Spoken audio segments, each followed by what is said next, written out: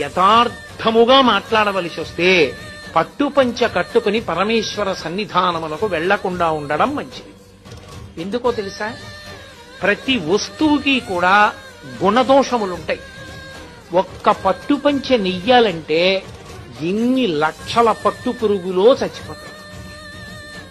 Mulberry ఆకులు పెట్టి పట్టు పురుగుని పెంచి బాగా కడుపు నిండా తిని అది పట్టు దారాన్ని చుట్టూ అల్లుకుని పట్టుగూట్లో మెత్తగా ఉంది కదా అని పడుకుంటుంది. ఇక అది పడుకుని నిద్రపోవడం మొదలెట్టిన తర్వాత ఇక అది బయటికి రాలేదు.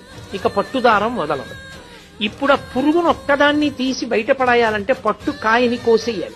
కోసేస్తే దారం ఇంతంత ముక్కలైపోతుంది. అందుకే పట్టు కాయలన్నీ ఏం చేస్తారంటే మరుగునీళ్లలో పడేస్తారు. మరుగునీటిలో పడిపోగానే ఆ పట్టు పురుగుకి తెలివస్తుంది. అది బయటికి వెళ్ళిపోవాలని దారాల మధ్యలోంచి వెడుతున్న మరుగునీటికి శరీరం ఉడికిపోతుంటే గిల గిల గిల గిల కొట్టుకుంటుంది. కొట్టుకుని బయటికి వెళ్లే మార్గం లేక తానల్లుకున్న గూట్లో తానే చచ్చిపోతుంది. చనిపోయిన